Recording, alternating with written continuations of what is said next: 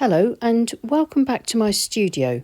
Today I'm going to be sharing with you one of my practice sessions where I just play around with the paint and try to paint an atmospheric beach scene with trees overlooking the beach, distant mountains and a sort of storm approaching. Just playing around with a limited palette, and today my limited palette consists of Payne's Grey, Raw Umber, Burnt Sienna, Raw Sienna and maybe a touch of sepia or indigo. For today's practice session I'm using a piece of Milford cold pressed watercolour paper. It's taped to my board and my board's at an angle of about 20 to 30 degrees. If you don't have a table easel like mine that's adjustable, you can always prop your board up with a few books behind the back of it just to get it to the right level. I've got it taped with ordinary decorator's masking tape that will hold it in place. It will buckle a little bit as I paint, but then more or less flatten out as it dries.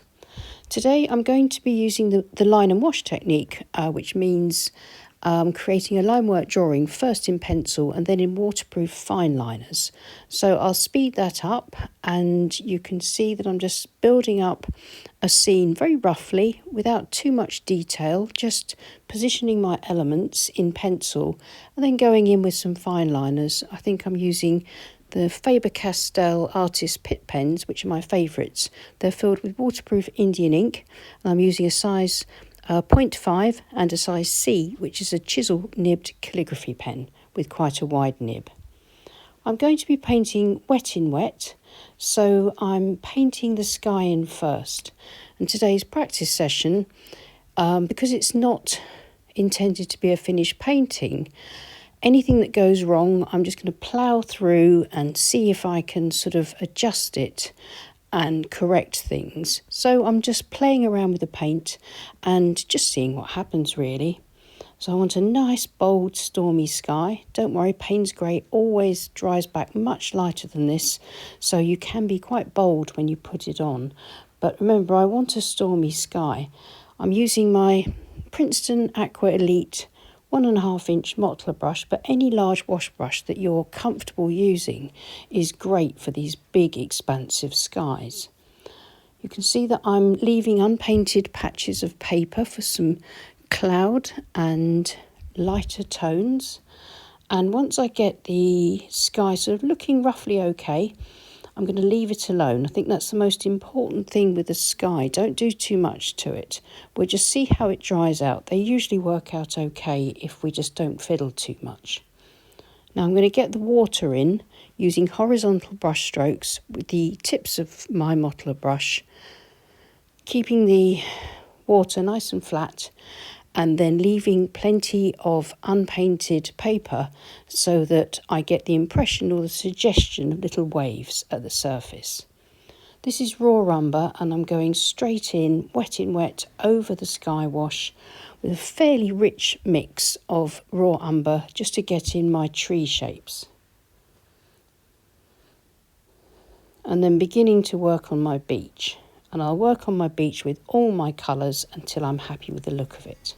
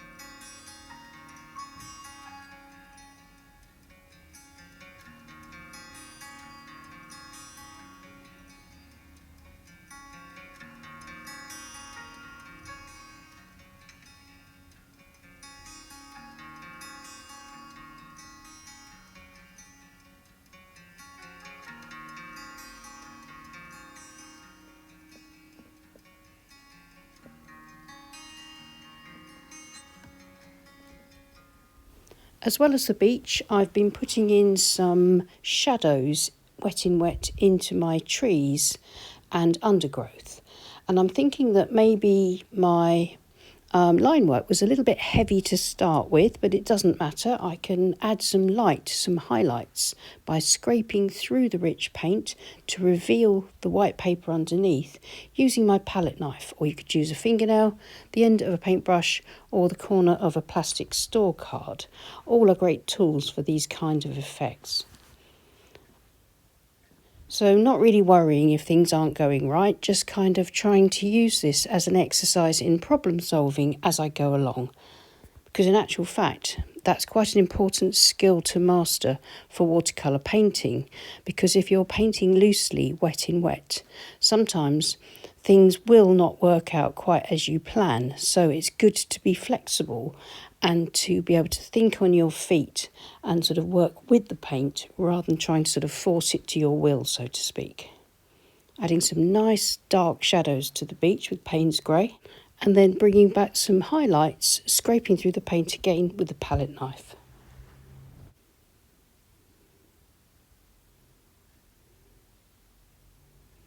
Now, as my sky's been drying, I've noticed a very straight, hard edge, just where I don't want it, in some softly diffused cloud. So I'm going to see if I can improve that. I don't normally recommend going into a sky again once you've painted it, but in this case, as I've said at the beginning, this is an exercise in just experimenting and painting and working through any problems. So I'm wetting that whole area and trying to sort of soften it back, and it's looking a lot worse actually. I think I've made quite a mess of it, but never fear.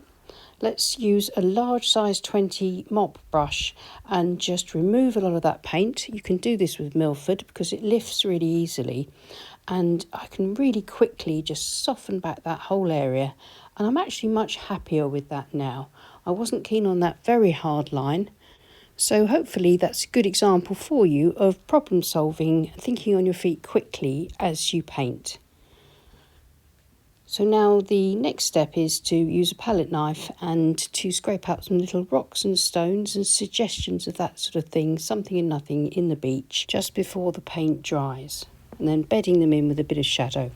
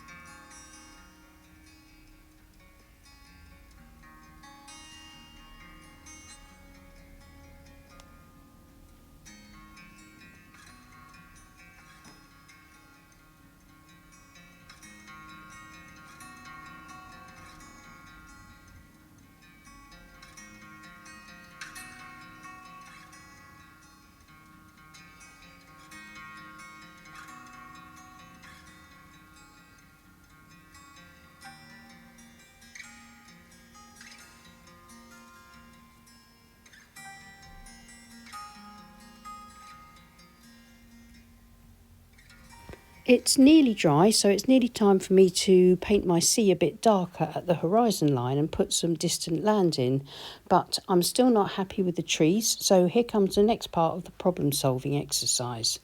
I've decided, as this is a line and wash, I've decided to use some white line work.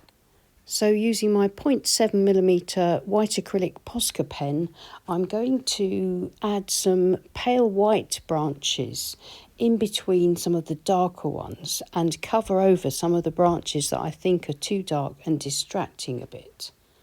And I'm hoping that this will work to bring some light into that area and also to disguise those sort of overly heavy lines. So again, another kind of experimental idea, and we'll see if it works.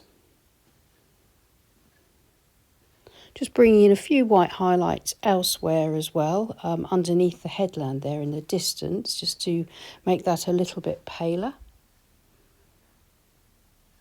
Then I shall let those white highlights in the trees sort of settle, and I'll see what I think a bit later, and I'll probably put a little bit more of the raw umber over some of those marks in places, just to knock those back a little bit. But for now I'm much happier. I now need to make sure it's completely dry before I touch the sea and darken it slightly. Now that it's dry, I'm going to use a 1/4 inch flat brush and a little bit of Payne's grey mixed with plenty of water, so it's quite a pale value but darker than the value that's there already, and carefully drag it across the horizon line, trying to keep it straight but not worrying too much, because I can soften back once I've got that line in below it, just to soften it into the water, and then I'll put a little bit of light tone just above that to represent the distant hills on the far shore.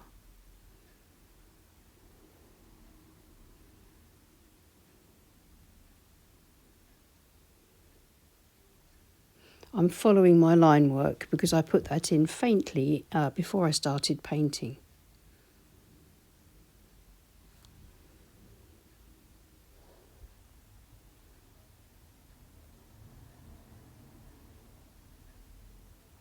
Then once I'm happy with that, I'm going to glaze a very light layer of raw umber across the stones that I scraped out earlier, just to knock them back into the painting a little bit more. And then a bit of burnt sienna, just dotted here and there onto the edges of a few of the canopies of the trees, not too much, just enough to warm that up a bit, add a little bit of variety, using the corner of my 3/4 inch flat brush for this.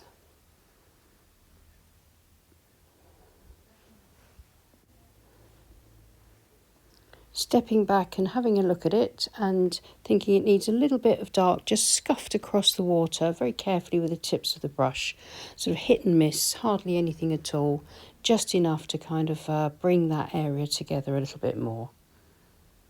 Now I'm still undecided as to whether I want to do any more to my trees. So what I'm going to do is remove the tape. This allows me to see the painting as it is without all those marks over the tape, and I can see it with fresh eyes. And I think that the white line work that I put in is standing out a bit too much, so as I said earlier, I'm going to knock that back using the same colour that I've used for most of those trees, and that colour is raw umber. So I'm going to mix up a mid-value of raw umber, and I'm just going to dab it on over a few of those areas where the branches are really white, still leaving the sky showing through those gaps in the canopies, but introducing it slightly darker.